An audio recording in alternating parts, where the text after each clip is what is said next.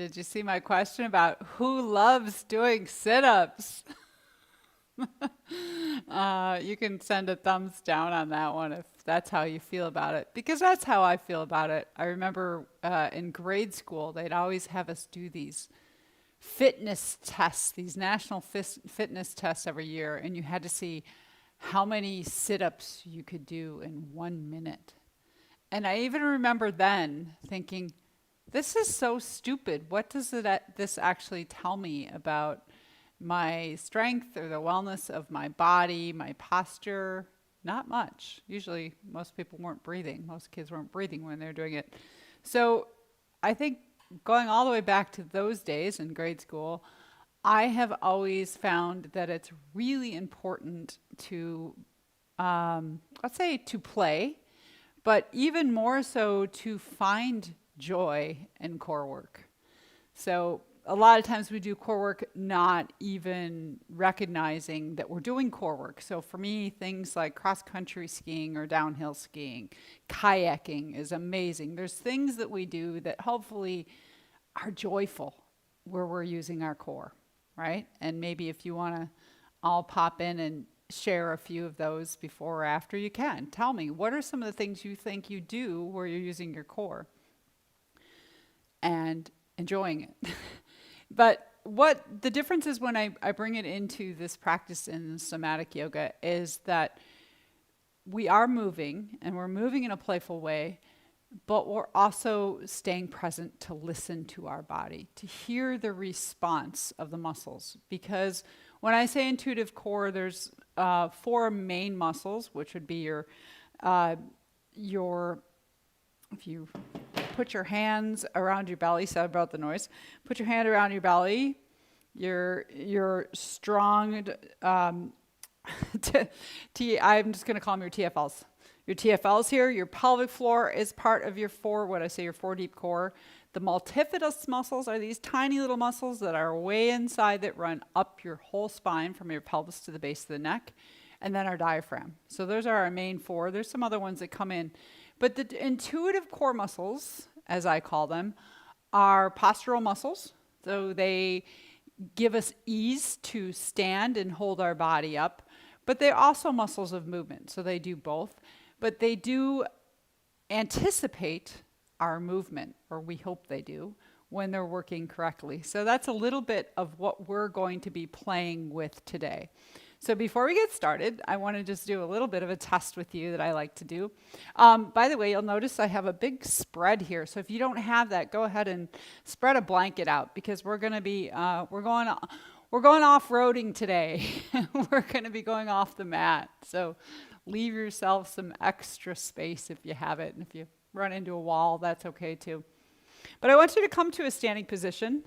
Put my glasses on so I can see you all.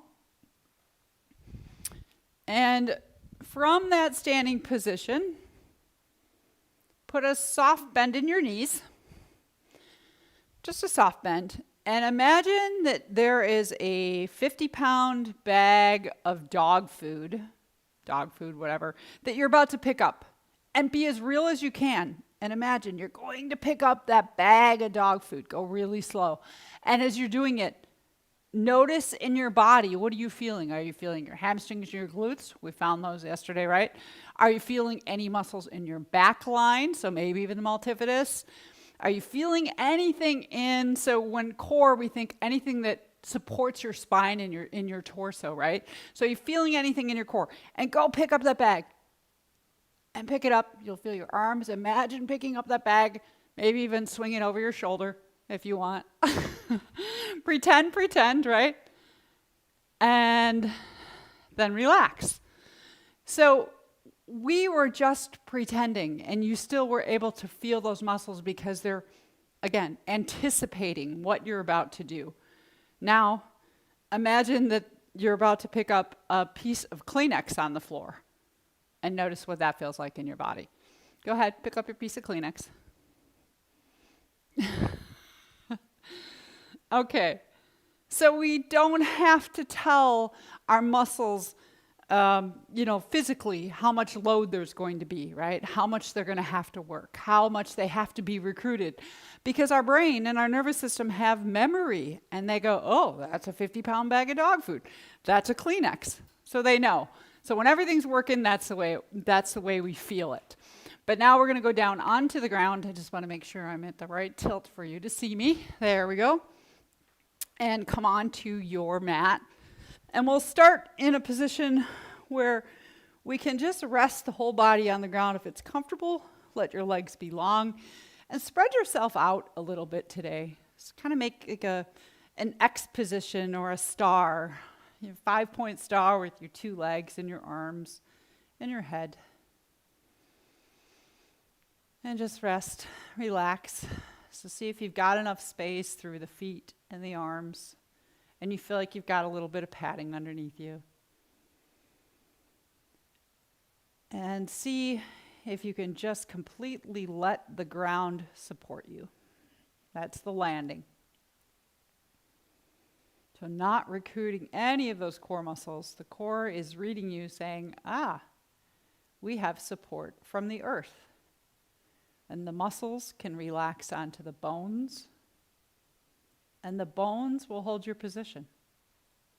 Nothing else needed. And of course, there's always some low level of tension in the body. There has to be. It's what holds us together. But as little as possible right now. And then begin to feel your breath. Just noticing when you're breathing in and when you're breathing out.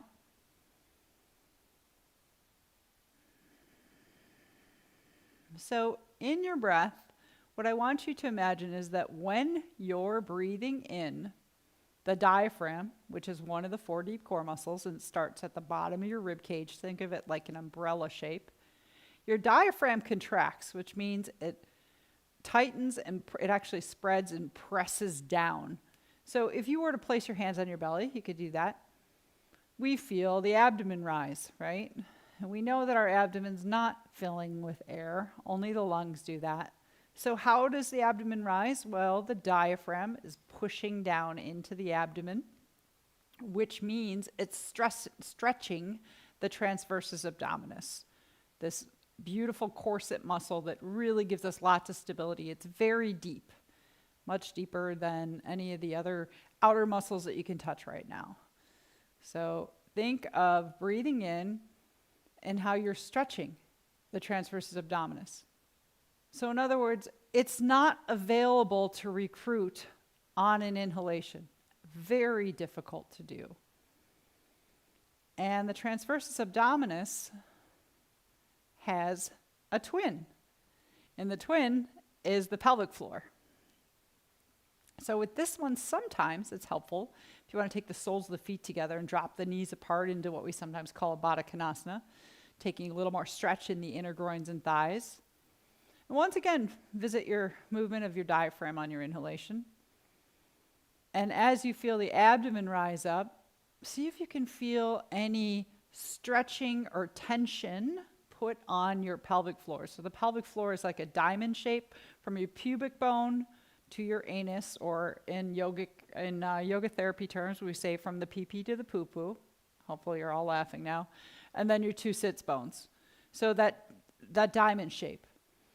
And as you're breathing in, same thing. The diaphragm's coming down. It's putting pressure on all your organs, which makes your belly fill, but also that pressure pushes into your pelvic floor.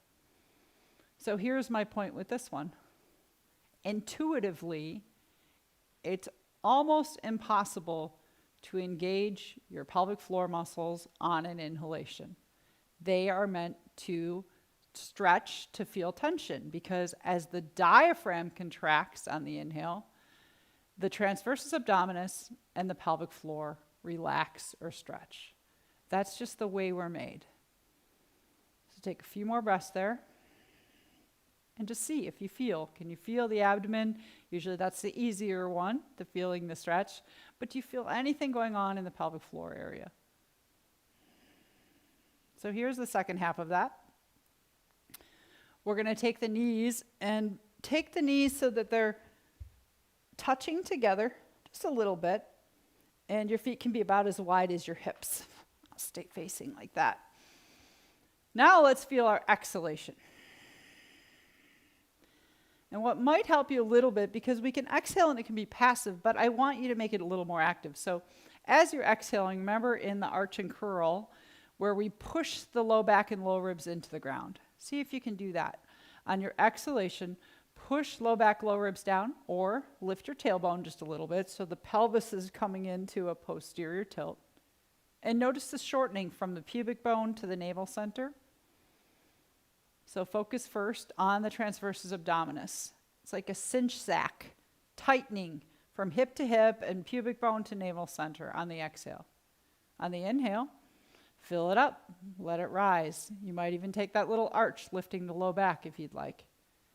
Exhale, push the low back, low ribs down, and do more of an active contraction. So you might also feel intercostal muscles in your ribs.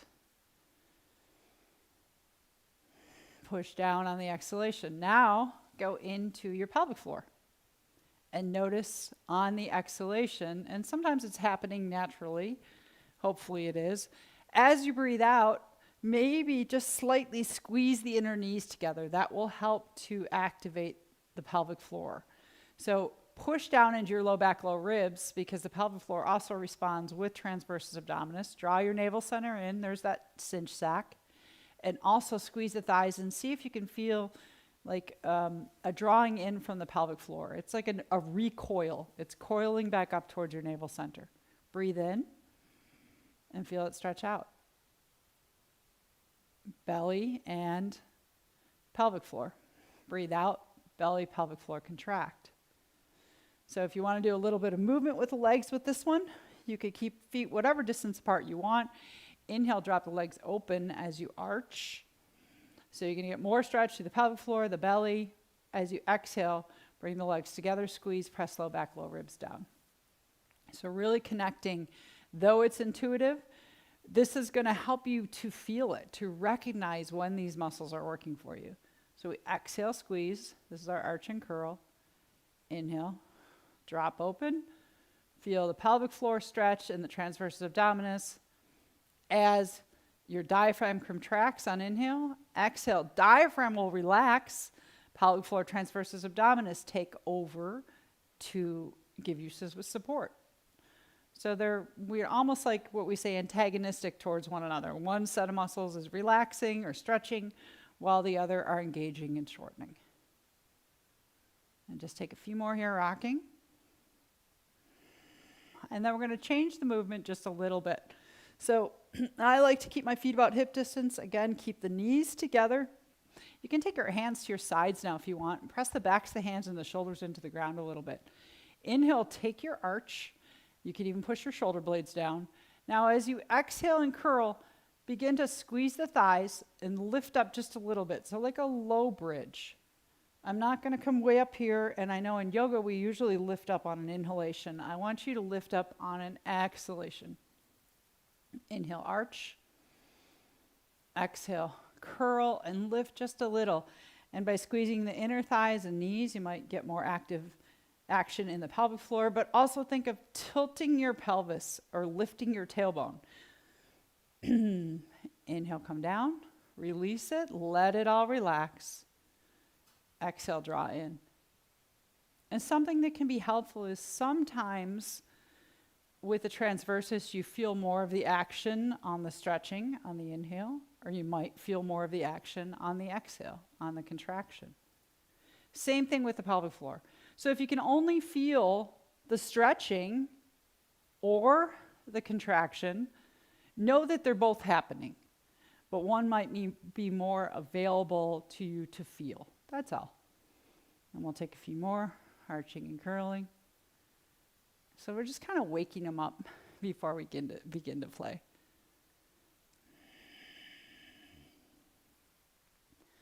Okay, so let's pause for a moment. Keep yourself in a nice space, and then I'm going to have you draw both legs into your body. Just draw your legs into your body and start to rock a little bit side to side. So we're not going to hold the legs with the arms. I want you to use the leg muscles to keep them in as close as they'll go. Just rock side to side just a little bit. You may choose to take your arms out to your sides and press the shoulder blades into the ground for a moment. And just let your legs go side to side. And notice how the muscles will bring you back to center. Go really slow. So I'm trying really not to use momentum, because momentum will make me fly through back and forth. So I'm going to go really slow. Keep those legs hugged in. And notice first, just in the bottom half of the body, what muscles are bringing you back to center. And then let's take just the right hand. And maybe next time you begin to drop your legs to the left, take your right hand over there too, and roll all the way to your left side. So you can leave your head on the ground. If you want to lift your neck and feel your neck muscles, that's up to you. But sometimes it's nice to keep relaxed.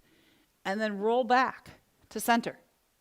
And let's take a few just to the left first. Keep those legs hugged in. Let the legs drop. Take your right hand like you're reaching as far as you can with your right hand. Begin to reach out and roll back. Almost like you feel like you're getting stuck, right?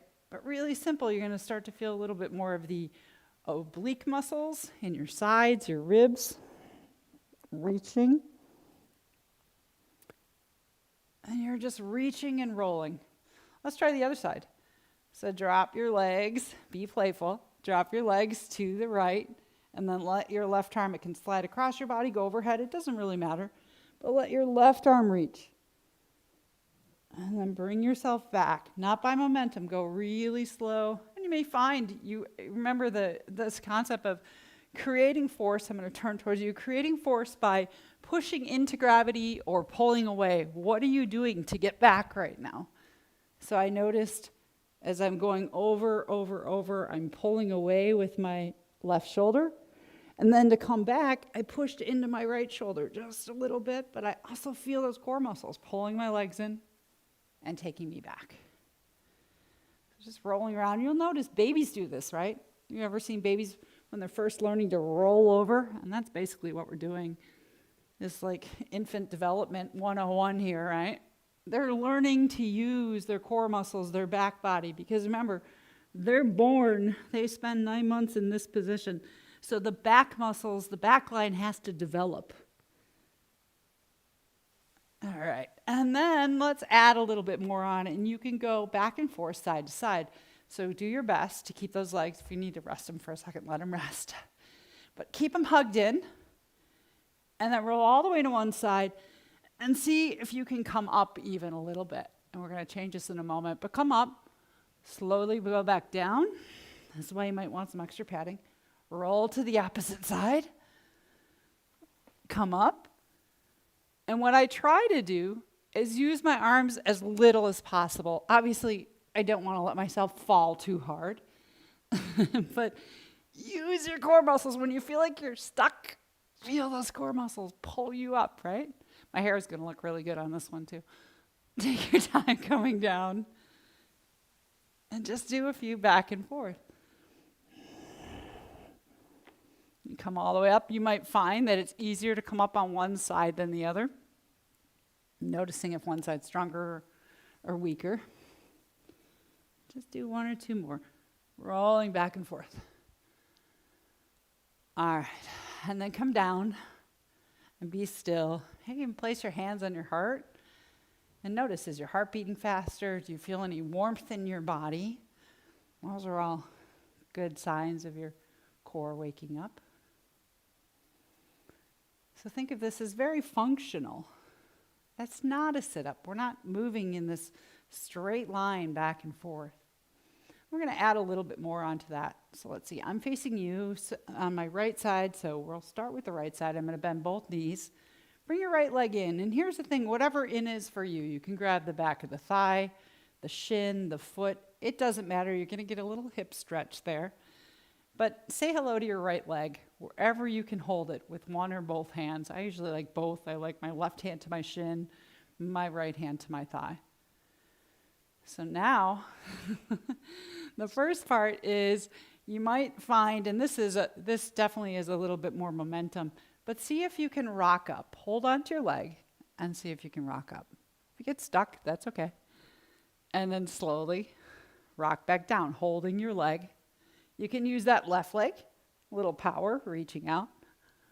Yeah? And slowly, let yourself slam down. Come back down, hold on to the leg. And I'm doing more of a straight up and down right now. Still a lot more fun than sit-ups though, right? Going really slow.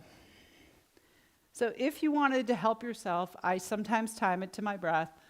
I'll rock up on the exhalation, take an inhale, exhale, draw in through the navel center, and slowly come back. But really, your core muscles will respond either way, but if you're breathing in, it's a little bit harder for the transverses and the pelvic floor if you're rocking up. So let's change this just a little bit, still holding the right leg. Instead of going straight up, hold that right leg however you want, and see about rolling to your right side and then coming up. Might be easier, might be harder. And then roll back down onto your right side, holding that leg, and back to center.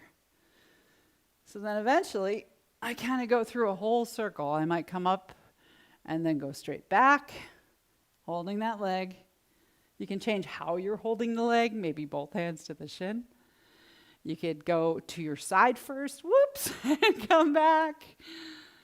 Or you can go straight back. It doesn't really matter. Think of making circles. And one thing I work on a lot is trying to keep, your arms are holding your leg for support, but keep my shoulders more relaxed and really feel the muscles that support the spine, the core muscles. And just rolling. Every now and then you get stuck. That's okay. And then come back down. Pause for a moment. Maybe take your legs long. Spread. And just be still. Feel your breathing if that's changed. Might indicate you were doing a little bit of work. Has your body temperature changed? And also notice, can you let everything go again? Let the ground support all of your muscles. Let your bones hold you. And then we'll do the same thing on the left side. So we start just by bringing that left leg in, whatever you can get a hold of, the thigh. And of course, you could use a strap too if you'd rather. This is just holding onto the leg gives us more action in the core. It's more available to us. So hold that leg and then begin to get a little momentum and see if you can rock up and slowly rock back. You can use this right leg in all different ways. It might shoot out to help you come up, but you could also push the right heel into the ground. Keep pushing, pushing, pushing as you go back. That's really a slow, strong release. And eventually trying to use less momentum and more core. And as you're coming down to land, really slow. Like give up that strength slowly and then completely. And then if you want to change that, instead of this straight up, you could come down, hold your leg however you want, roll to your left side, come all the way up to seated, roll back down, come back onto your back. So you can go down or sideways to your side and lift up. Get a little push to my elbow every now and again. You could go more circular, going straight back. I remember, you can go off your mat, right? This is a good day to go four-wheeling.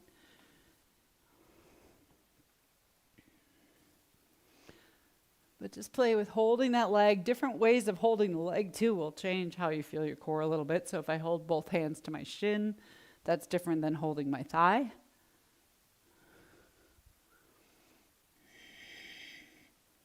You're also strengthening your neck muscles to make sure it's comfortable.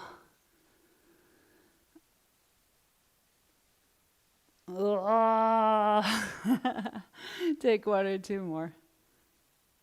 I call this roll to sit. And it's something you can do anytime you want when you're laying down. Make it more functional.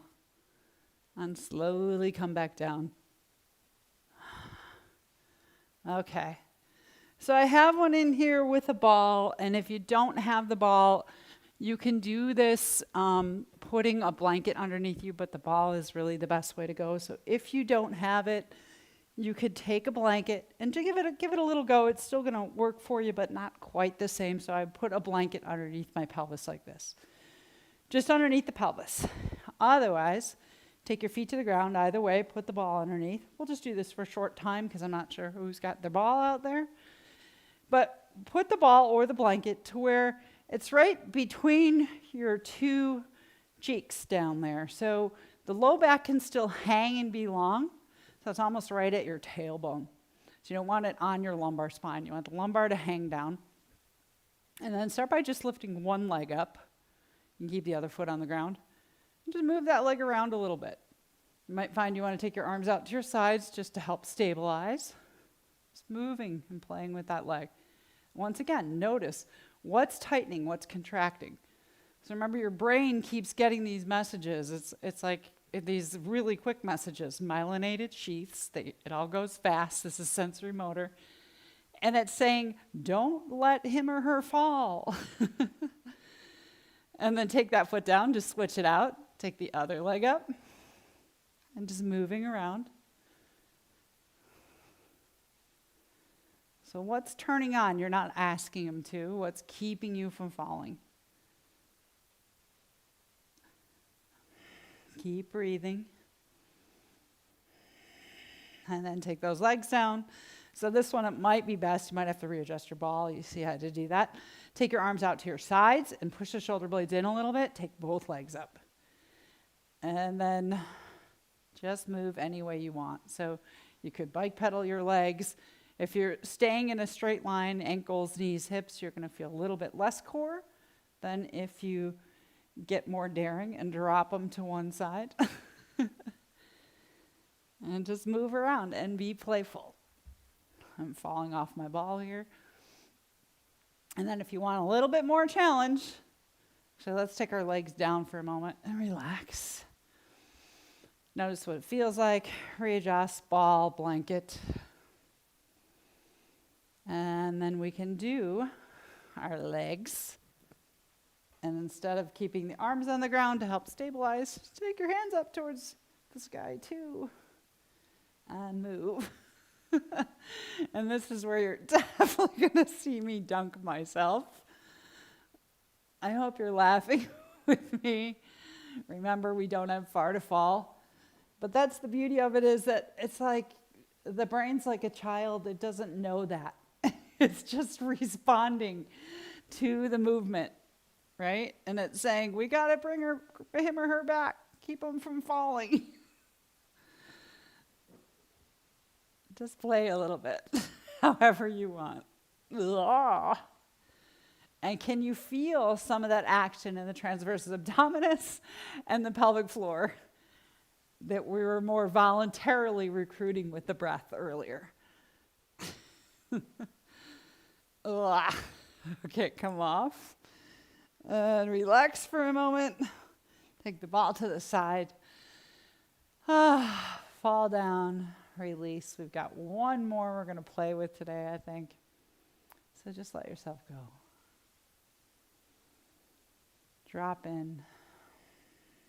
Nice full deep breaths. Breath in, breath out.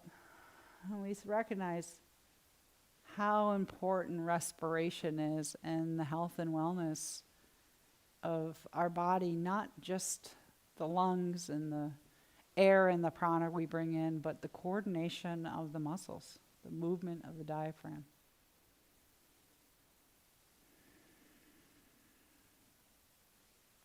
Okay. So playfully roll to one side however you want, or you could rock a few times and come up. It's up to you. That's always fun too. Rock yourself. And for this one, we're going to come on to our knees. So this is another, if you've got the blanket spread out, you can keep it spread out, or if you've got an extra blanket, you might want to put that extra blanket down underneath your knees. Or you could also, if you've just got your mat there, you could double up your mat, right? But some extra padding underneath your knees, highly recommended. Okay? Besides, if I put a blanket under my knees, it actually makes it more challenging. So we're going to take both knees onto the blanket or mat, whatever you've got going underneath yourself. And then just pause for a moment. Let your pelvis shift from side to side, sort of feeling it out, what it feels like to be on that blanket. And then keep your hands at your hips to start. Let the weight go into your left leg. And once it's there, just see if you can pick your right knee off the ground. Aha! And watch what happens. And you can keep it right, close by. It doesn't have to go far. But feel not only your leg muscles, but the core muscles that are trying to right you, right? They're like your keel. They do not want you to tip over by any means. And so you can get really playful. You could just lift the knee, or you might lift the leg up, and I take it out to the side. I take it, so you might have to take a hand down. You could take it forward. That's the whole thing. And it's a totally different game, too. I've had you keep your hands on your waist, but you can also take your hands overhead. And then it becomes more like your arms are your wings helping you balance, right? So you can do that, too. So I find that it's easier if I let myself use my hands to help balance versus keeping my hands on my waist. But just feel the way those beautiful muscles wrapped around your torso are all supporting you, including the backside, the multifidus. Whoop. And then come down, relax for a moment. If you feel you need to stretch and you're like a child's pose, you could just come down, stretch your low back. I needed that right now. And then let's try the other side. Anybody else building a little bit of heat here? So shift your weight into your right knee, your shin. You want to feel grounded through that right leg. And then first, just start hands at the hips. Start by just a little bit of lifting. You can even lift and drop the left knee a little bit. What does that feel like? And then if you can keep that knee lifted, play with moving your leg.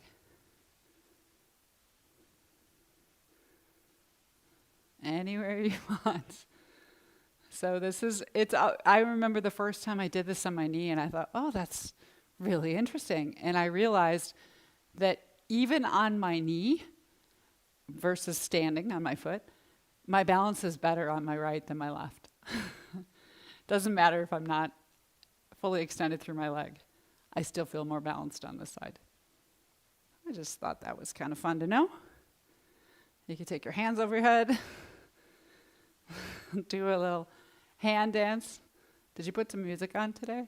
Swim your arms. But feel that contraction and release. Recruit, release. And not because you have to ask them to, right? And not because we're doing sit-ups. All right. And take that down. Okay, we're actually going to sneak in one more. I wasn't sure if we're going to have time, but this is my other favorite, and I'm going to need to readjust my camera a little bit. Everybody still with me? Okay, so this one, I'm going to show you from the side, but you will need a wall. I've got a window here. Something to fall into that's solid and will catch your weight. So I'm going to come up here so you can see what I'm doing. And I call this, there's a pose, I'll show it to you. There's a pose in yoga that we call chaturanga. And chaturanga is a really strong core pose where we're here, okay? So it's really not very accessible, but we're going to make it accessible. And we have to be using all of our 4 deep core muscles if we're doing that posture correctly. So you're going to stand up with me. And I want you to take a breath in, and as you breathe in, externally rotate your arm bones and just kind of lift your tail a little bit. Lift your tail, feel your back line shorten. And then as you exhale, you're going to take your hands forward, hug your elbows to your sides, but then lengthen the low back. Tuck your tail like that dog that just got in trouble. Let's just do just those two. Inhale, arch your back, take your hands back. Exhale, hug your elbows, palms up, tuck your tail just a little. So notice when you exhale and you tuck your tail, that's your opportunity to engage transversus abdominis and pelvic floor if it's there. So see if you can inhale, stretch your belly, stretch your pelvic floor, just like our arch and curl on the ground. Exhale, engage transversus abdominis, pelvic floor. One or two more. Inhale, arch, stretch. Exhale, engage. That's the first part of the chaturanga dance. Now we're going to finish it off. I'm going to show it through, and then if you want to do it with me, do it with me. So it's inhale, exhale. Now as I inhale, I'm going to keep hugging my elbow, keep my back line in that position, turn my hands forward. So all it is inhale, exhale. Inhale, I'm just turning my wrists. Looks fun, doesn't it? And then the final part is on the last exhale, I'm going to have to go over here. On the last exhale, I'm going to stand with my toes about a foot from the wall, and I'm going to fall into the wall. But what's really important when I fall into the wall is that I don't let my belly go first. Because then look I'm in that, I call it banana back, where I can't access my core muscles. I can't access these. So it looks like this. It's inhale, exhale, inhale. And when I go to fall, I fall heart and hands first. I don't have a wall to fall into, but you can imagine I'm right here, heart and hands first. Give it a try. Find your wall. Inhale, chaturanga dance. Exhale. Inhale, turn the wrists. Notice, so when you go to fall, I'm going to keep this engaged. We call it bracing, the transversus abdominis and pelvic floor. As I fall, they're already engaged on the exhale. So it's inhale, stretch belly, stretch pelvic floor. Exhale, engage pelvic floor and belly. Inhale, keep pelvic floor engaged, end. So you're going to just breathe in your chest, and then exhale. Fall. It's almost like you just tip onto the front of your toes, keeping the shape of your spine. And the other thing is after you do it 1 or 2 times, 3 times, 4 times, inhale, exhale. Chaturanga dance, hold it for a few breaths. And breathe there. Notice if you can feel some of the support coming from your lower abdominal region, the pelvic floor, and we could be getting that back line too, that multifidus. If we want to keep that low back long, but not completely tucked. Try one more with me if you want. I'll turn towards the wall. You get my business done. Sorry about that. Inhale, exhale, inhale. And as you get better at it, you can get a little bit further from the wall, but just watch that it's not your pelvis going into the wall first. It's heart and hands. You also get a nice little shoulder strengthener there too, yeah? All right. I'm going to allow you to sit down for a moment, or lie down, I want you to finish feeling yourself relaxed. And I'm here, up here. But place your hands on your heart, on your belly, anywhere on your torso. You can go back into that X position. Let your breath and your mind slow down together.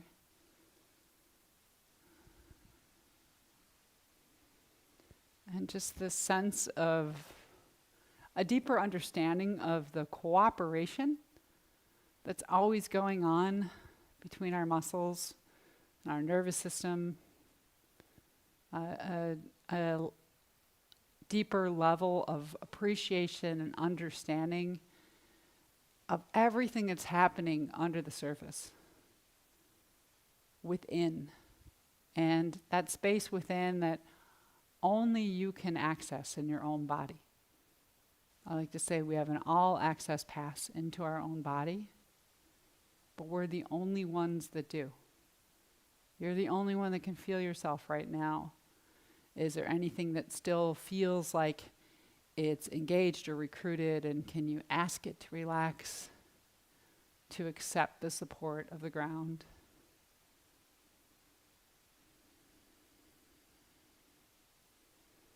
Can you feel the way your breath might be getting softer and slower, maybe even less apparent, more natural?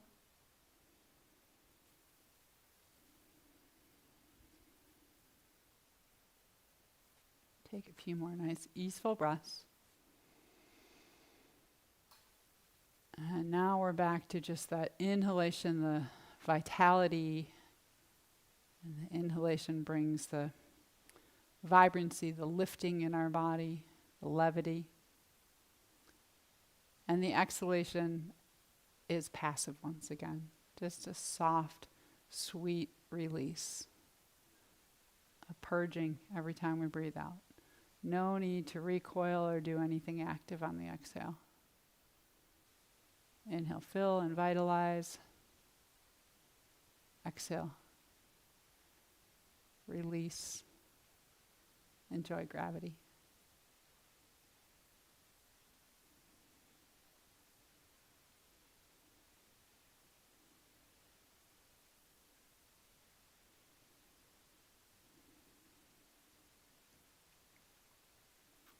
You're welcome to stay here for as long as you'd like.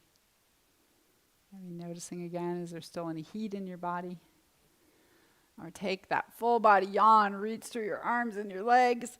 We could all do it together. Reach. Big yawn, I'm going to make you yawn. Oh. Exhale, let it all go. You can do that a few more times. Take your time. If you'd like to come up, I'm going to look at comments and I will take my hands to my heart. Thank you for making it playful, making exercise playful. And I'll finish by reminding you that exercise is not normal and it's not something we're supposed to want to do. It's a new age thing, right? Nobody used to exercise because they were out hunting mammals and carrying water. They didn't need to exercise. They certainly didn't go for a jog for exercise. So if you're not big on finding joy in exercise, it's okay. It's normal. But there are things like this that we can do and finding activities that you enjoy, whether it's walking, kayaking, a few of the things that I mentioned. So when you come back, if you want to share those with me, please do. But thank you. Peace, joy, love and light.